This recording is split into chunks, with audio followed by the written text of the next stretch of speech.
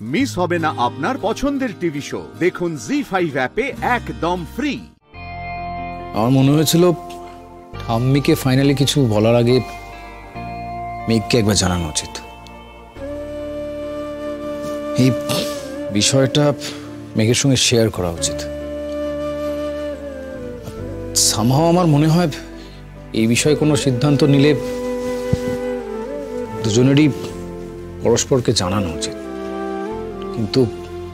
কিন্তু ওখানে গিয়ে শুনলি মেঘেরও বিয়ে। মেঘ বলল না আঙ্কেল আন্টি? মেঘ নিজে, তবে সেটা আমি বলার পরে। তুই জানিস কার সঙ্গে বিয়ে হচ্ছে? কেন, তুই ওকে জিজ্ঞেস করিসনি? করেছিলাম, বললো না। বললো ও নাকি নিজেও জানে না কার সঙ্গে বিয়ে হচ্ছে। জিষ্ণুর কাছে গেছিলাম, ও নাকি জানে না কার সঙ্গে মেঘের বিয়ে হচ্ছে। হ্যাঁ, সেটা তো সত্যি বলেছে, ও তো জানে না। এটা কি করে হয় বলতো? কিন্তু মেঘ জানে না, জিষ্ণু জানে না, তুই জিষ্ণুকে কেন বলছিস না ছেলেটা কি সেটা জানার জন্য? না দাদা ভাই, দেখ, মেঘ যখন নিজেই জানতে চায় না তখন আমরা জেনে কি করব বল? আমাদের কি দরকার? মেঘ ভুল করছে, কিন্তু তুই বুঝতে পারছিস কতটা বোকামো করছে? কাউকে না জেনে শুনে এইভাবে হঠাৎ করে বিয়ে করা যায়? আর আমি না আঙ্কেল আন্টির ব্যাপারটাও বুঝতে পারছি না, ওরা কেন বলছে না মেঘকে? না, ওরা জানাতে চায় না এরকমটা তো নয়। বাহ, তোদের কারোরই দেখছি জানবার কোনো উদ্যোগ নেই। ফাইন, খুব ভালো কথা। আমি নিজে জিজ্ঞেস করবো ওদের মেঘের সাথে কার বিয়ে হচ্ছে, এটা নিয়ে আমি নিজে জিজ্ঞেস করবো। কোন অধিকারে? Ex husband? সেটার বাইরে আমরা বন্ধু কিনি, ওই গুড ফ্রেন্ডস। যে গুড ফ্রেন্ডের সঙ্গে তুই কোনো যোগাযোগই রাখিস না, তাই তো? শুধু যোগাযোগ রাখলেই যে বন্ধুত্ব থাকে আর না রাখলে থাকে না, সবকিছু এত সহজ সরল বোকা বোকা নয় গিনি। আর শোন, তুই মেঘকে আমার নামে মিথ্যে কথা বলেছিস কেন?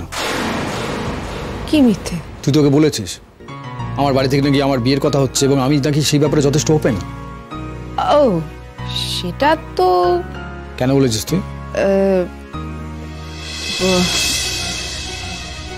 ওই ওর মানে আঙ্কেল আন্টি অনেকদিন ধরে মেঘের জন্য ছেলে দেখছিলেন। এবার মেঘ একটার পর একটা ছেলে ক্যান্সেল করে যাচ্ছে, তো আমি ভাবলাম যে শুধু শুধু একটা ভুল বিয়ের চাপে কেন মেঘ পড়ে থাকবে। তো আমি ওই জন্য বলে দিলাম যে তুই বিয়েতে রাজি আছিস, তাতে যদি মেঘ ওই বিয়েটা করতে রাজি হয়ে যায়, বলে দিলাম সেই জন্য। ওয়ান্ডারফুল কিনি, ওয়ান্ডারফুল। এই ম্যাট্রিমনি নিয়ে না তোরা একটা ফ্যামিলি বিজনেস খুলে ফেল, বুঝলি? ভালো হবে সেটা। এদিকে আমার বিয়ে দিচ্ছিস, ওদিকে মেঘের বিয়ে দিচ্ছিস। কোনো একটা ছেলেকে নাকি ঠিক করা হয়েছে মেঘের সঙ্গে বিয়ে দেওয়া হবে, কিন্তু তাকে কেউ চেনে না, কেউ জানে না। বাহ বাহ বাহ বাহ, খুব ভালো। তুইও তো তাই করছিস দাদা ভাই। ও, তাহলে কি মেঘ ছেলেটা কে না জেনে বিয়ে করছে বলে তুইও মেয়েটা কে জানবার চেষ্টা করছিস না? ধরে নে তাই, পৃথক যাত্রা এক ফল। যাত্রাটা তো একই রে দাদা ভাই, তোর কাছে খালি ক্রমশ প্রকাশ্য। আরে না না ঠাম্মি, ওই একঘেয়ে লাল বেনারসি চলবে না। বিয়ে মানেই যেন একেবারে লাল বেনারসির বিজ্ঞাপন। এটা কি? ওরে বাবা, এটা তো হলো ট্র্যাডিশন। তখনকার যুগে কি হতো, লাল চেরি পরে বিয়ে হতো, তারপর এলো বেনারসি। তবে তোরা যাই বল না কেন, আমার পছন্দ হলো ওই টুকটুকে লাল বেনারসি। ওই কোনের রূপ যেন খোলে। যাই বল, লাল বেনারসি ছাড়া কি কোনেকে মানায় নাকি? দেখেছিস দেখেছিস তুই? আমি দাদু ভাই আয়া। কি ব্যাপার বলো তো, তোমরা কিছু আলোচনা করছিলে? আমার কেমন মনে হলো আমাকে দেখে হঠাৎ করে থেমে গেলে সকলে। হ্যাঁ, বস না, বস, এখানে বস। আলোচনা তো হচ্ছিলই দাদা, তবে কি জানিস, ওই কালে বিয়ে নিয়ে তুই যেভাবে সকলকে বকাবকি করলি না, তাতে ওরা একটু ঘাবড়ে গেছে। ও, তাহলে আমি উঠি, তোমরা কথা বলো। না না, বস তো, খালি পালাই পান। কেন রে, তোর সামনে কি আমরা কেউ কথা বলতে পারি না?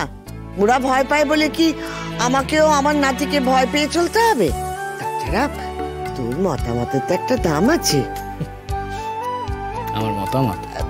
যাকে যাক, শোন না দাদু ভাই, বলছিলাম যে আমরা সবাই আলোচনা করছিলাম তোর বইয়ের কি রঙের বেনারসি হবে।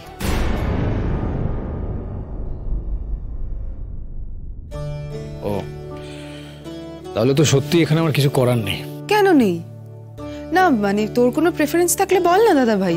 এই যেমন ঠাম্মি বলছে যে লাল বেনারসি, তো আমি বললাম যে লালটা বড্ড পুরনো পুরনো, যদি পিচ বেনারসি হয় বা কোনো অন্য কিছু আনকমন কালার। আমি বলেছি গোল্ডেন বেনারসি।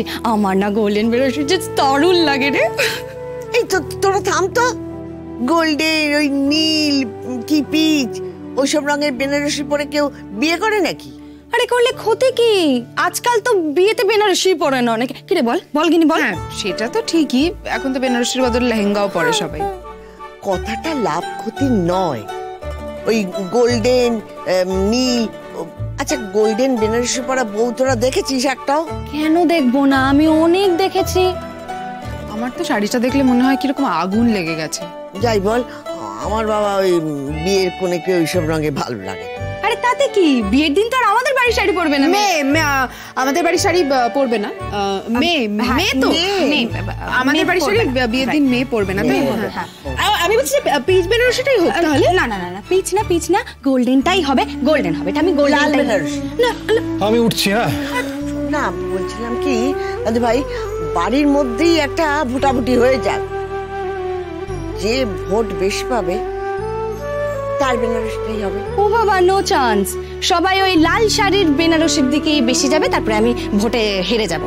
আর শোনো, এই বেনারসি না কোনো গণতান্ত্রিক উপায়ে কেনার জিনিস নয়, এটা যেটা রুচির উপর ডিপেন্ড করে। ওকে?